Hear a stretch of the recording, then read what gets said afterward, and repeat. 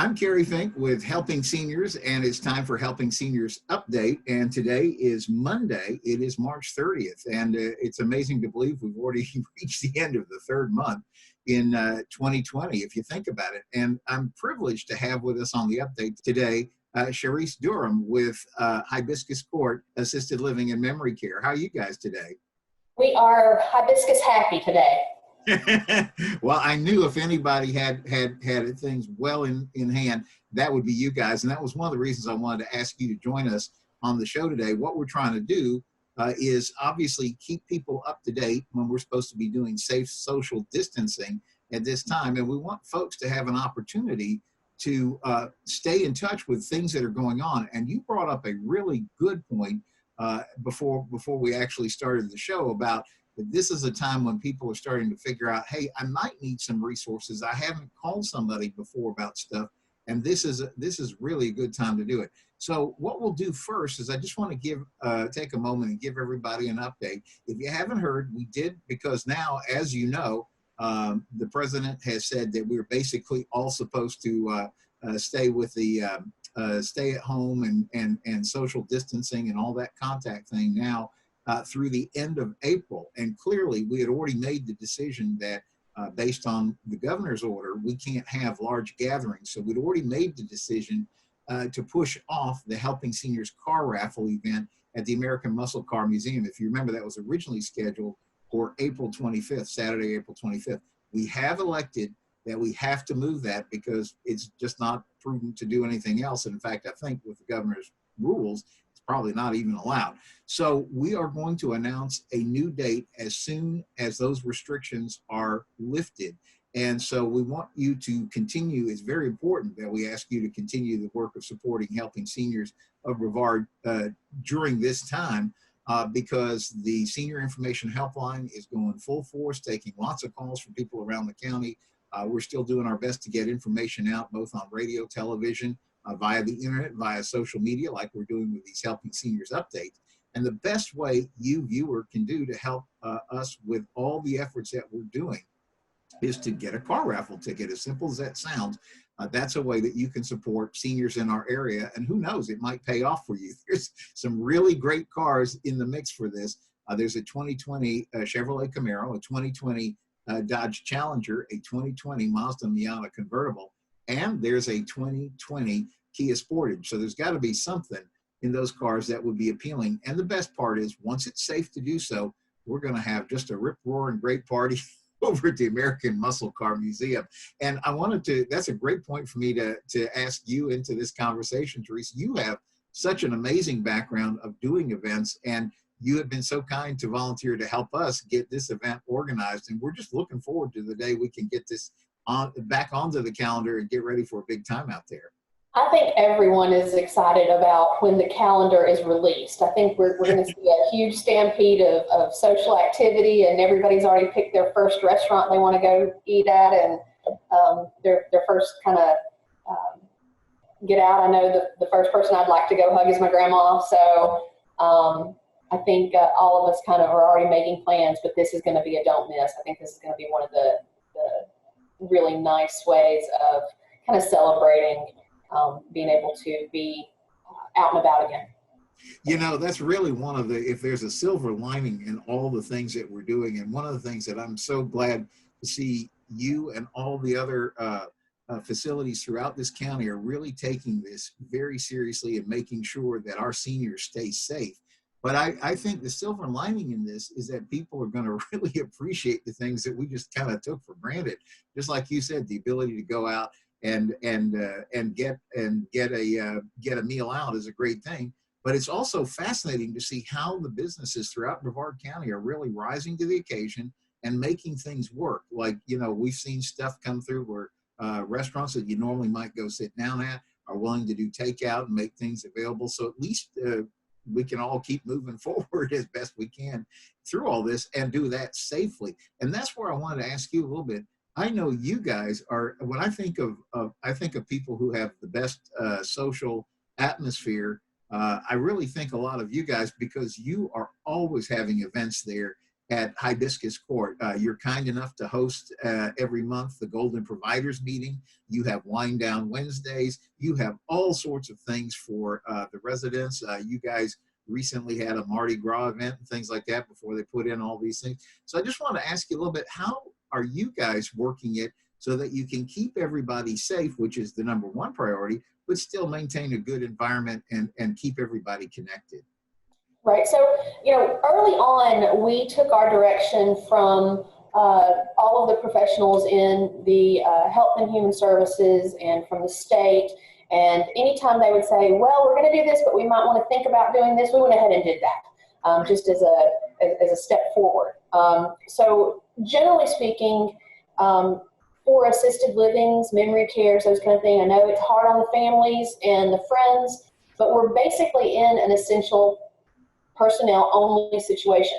So what that means is if it's not a staff member that is critical to the health and safety of our residents, they're not allowed. And I know that breaks some hearts and some families. So, but what that has enabled us to do is control the in and out.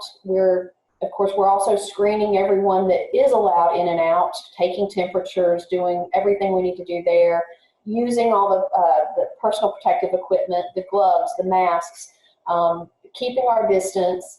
But it's really changed how we do things in a couple of ways.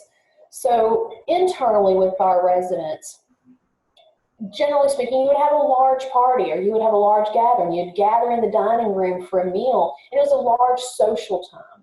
Well, now that's just not going to happen. Right. So, the meals are being delivered with the same quality to their rooms, and we're trying to make those deliveries even fun.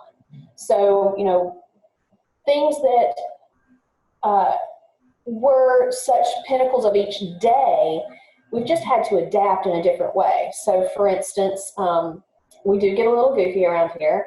And so mail delivery might be mail delivered in an inflatable pineapple costume or a beekeeper suit with all of the PPE. I mean, we've done things like that so that we're individually spending time with those residents. We may have in the past had an ice cream social. Well, now we're going to put on some music and go door to door with that ice cream and do some individual time with each resident and take all the necessary precautions. So we've just had to take what our regular routine is and adapt it so that it still provides a level of interaction and social with that smaller grouping, the one-on-one time.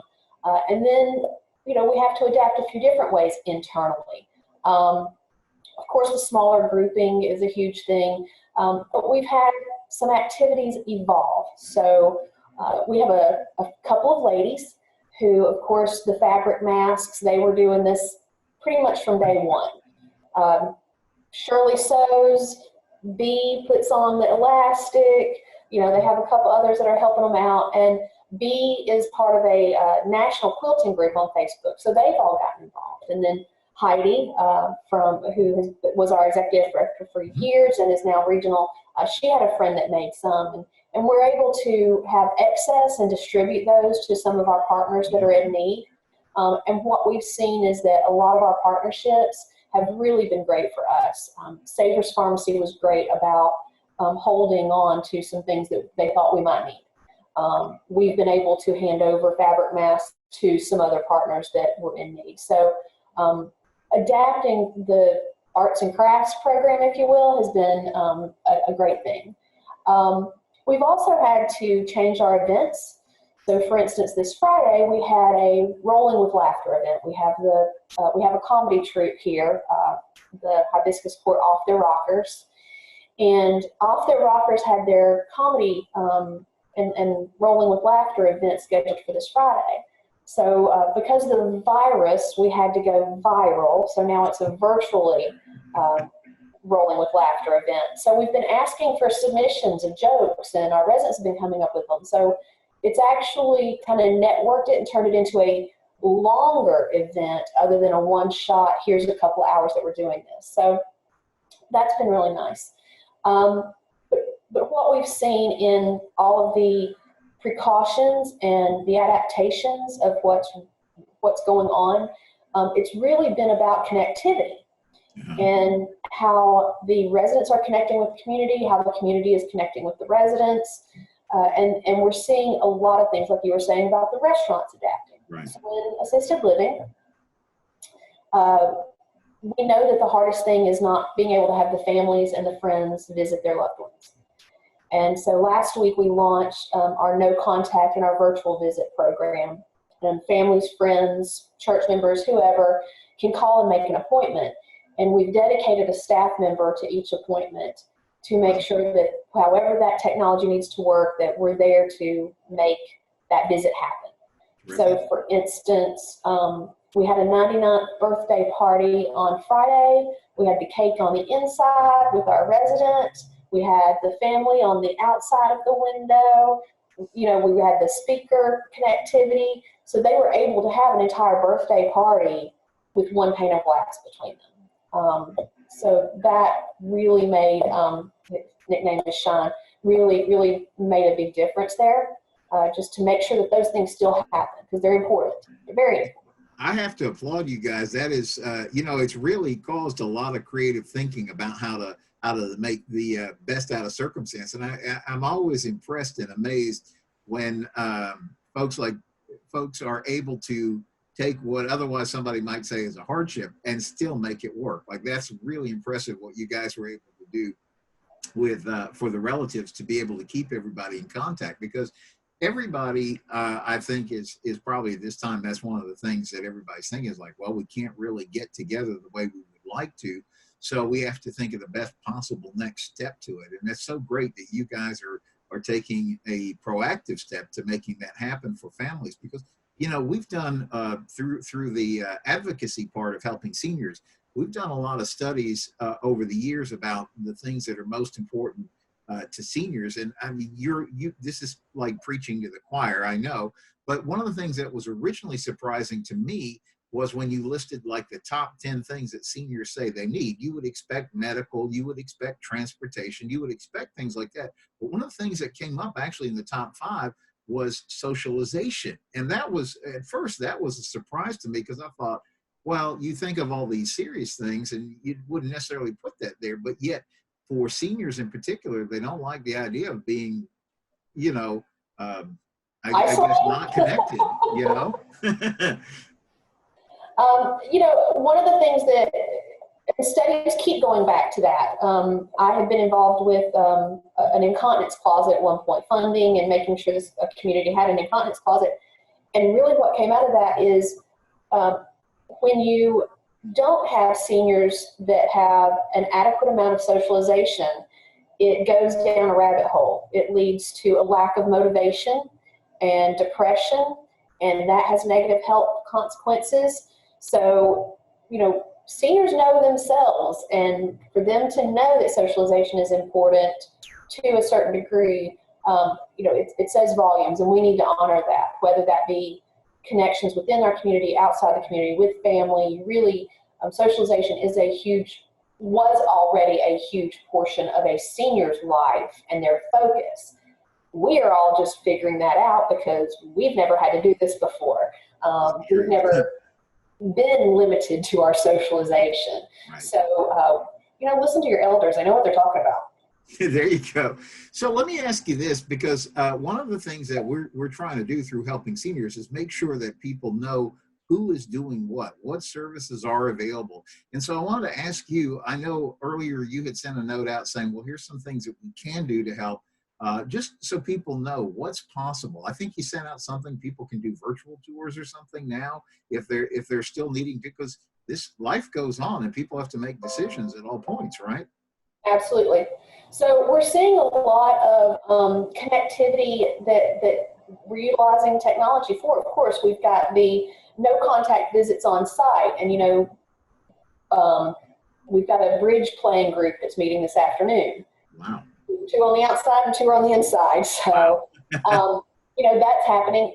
We've also invited pet owners. We can't do pet therapy because they can't come in. But if we know that, you know, some cute little pets are coming around, we can space out our residents, and have them to where they can have a no contact pet there. We love seeing the animals and they miss seeing the animals. So, if anybody calls and makes an appointment, we'll make sure that those residents are there to see that particular pet. So pet visits, doing a no contact pet visit. We are working with an organization, and I'll hopefully be able to announce that later today, that we're having a parade through here, much like you saw this weekend. You saw a lot of teachers doing parades in neighborhoods and things like that. So we're working on that. And then virtual things. Now, one of the things that has also come out of this is we know that healthcare workers, our team included, working around the clock, our families have joined us in what we're calling a 30 days of thanks. And it might be for specific team members, it might be some of our partners, it might just be someone in the community. But especially after we are experiencing our first 30 days of quarantine or of isolation, it's a really good time to start a 30 days of thanks, just like we would do around Thanksgiving. And so we've seen a lot of people saying thank you and taking the time to appreciate some of the efforts that normally go unacknowledged. So that's one thing that I encourage people to do, is stop and think, wow, I really miss that one guy at the grocery store that would carry out my groceries, or I miss, that one waitress, or I miss that one person who made a difference in my daily life. And turn around and acknowledge those people and people that you see that are doing great things now. One thing that I will say, we were able to volunteer and deliver some Meals on Wheels last week. Terrific. Meals on Wheels needed a lot of help. If you haven't recognized yet, most of their volunteer drivers are seniors. And so they are self-isolating. A lot of seniors used congregate meals, and so now they are having to have deliveries made. So while the resources are there, there's still opportunities for safe volunteerism with all of the precautions. And one of the things I would encourage people to do, and we've had to actually just say this out loud a lot, is to be positive, especially when you're talking about seniors, senior care, senior connections. Our seniors are a little bit in a bubble. They're not sitting and watching the news 24/7. They're still interactive. They're doing things. So they're a little bit in a bubble, and our hashtag Hibiscus Happy is a fun thing, but it's true. And seniors have a lot more time to worry, and a lot of seniors do have an underlying anxiety disorder. Sure. Or things like that. So I really encourage people to say please and thank you and acknowledge people that are doing great things and keep it positive and share those things, because this could be a very stressful time and a very sad time and a very isolating time. Mm-hmm. We can turn that around, and we can come out of this better people. Well, I think so too, and I think that's one of the reasons why we talked about what we would be able to do as a charitable organization in this area, who is basically our kind of, if you will, our point of service, is trying to get information into the community. And since we serve a county that's 70 miles long, north to south, as we often jokingly say, we got to talk to people in Nico and Mins at the same time, because we're all in this thing together. And so one of the reasons that I'm so appreciative of you taking the time to join us today and help give us some insight is because we really want to kind of see what the different businesses that do excellent work for seniors are doing, and how you guys are responding to it. If somebody wants to get in touch with Hibiscus Court, maybe has a question, or maybe even just wants to know, is it possible we've got a relative who may be needing a place to live or something like that, are they able to give you a call? What's the best way to get in touch? It's 321-951-1050. To see just how you fit in. We've got one mother and child who are just making cards for all of our residents, just to cheer them up. Little things help our seniors. And then on the inside, we're kind of trying to figure out ways that we can do things for others to keep it going forward. I will also encourage people, we haven't touched on this too much, but we're being told not to be neighborly. And this is the perfect time to put a safe note in a mailbox and check on those people in your neighborhood, because as we talked before, if someone isn't already receiving Meals on Wheels or connected with senior services, they may not know how to access those senior services. So this is the perfect time to safely connect and say, do you need anything and can I help? Another tip I will give you is, if you know someone regularly needs something, asking what can I do for you is a little open-ended, and sometimes it's hard for people to accept help. Sure. If you know that that's a need that they already have, just go ahead and meet it. So wise, so wise. You know, I was going to say, one of the things that's really the main service. People say, well, what does Helping Seniors do in the community? And I said, that's what we do. We have the Senior Information Helpline, and we get calls every week, 75 to 120 calls a month from people looking for help. And that's our best ability, is to get them connected to a resource. Sometimes it's medical, sometimes it's transportation, occasionally it's financial. It can be, I mean, it runs the gamut. But that's the thing. If you don't know where to go, you don't know how to get the help you need. And that's so important. So, viewer, I want to encourage you to jot that number down, 321-473-7770, 321-473-7770. We're going to wrap this up. I just wanted to kind of add a couple of things. We're trying to put information out there that is of value to the community, so that you know things are happening. And one of the plus things is, I know this is kind of a day-by-day moment, but at the same time, every day we're getting closer to the other side of getting past the hump on this thing. And then the other thing is that every day that goes by, it seems like more and more people are figuring out services to do. We were just talking before we went on the recording here that the Florida Department of Elder Affairs announces a partnership to support meals for the elderly. So what they're doing now is they're connecting with restaurants and making sure that restaurants that are out delivering can get food to places. So every day that goes by, I'm just encouraged by the amount of creativity and the amount of good spirit that exists while people are coming together through the middle of all this. It's certainly exceptional the way that certain places have just been able to step up and make things happen. I mean, you want to believe the best in people, and certainly a lot of people are showing it. Yeah, that's good. Well, thank you, Charisse, for joining us today. And viewer, if you want to stay up to speed, all of these are on helpingseniors.updates.com, helpingseniors.updates.com, and we post them out on our Facebook, our Twitter, our LinkedIn, and all of our social media outlets. So the idea is that if you find something in one of these broadcasts that's helpful, then please, by all means, feel free to share it along.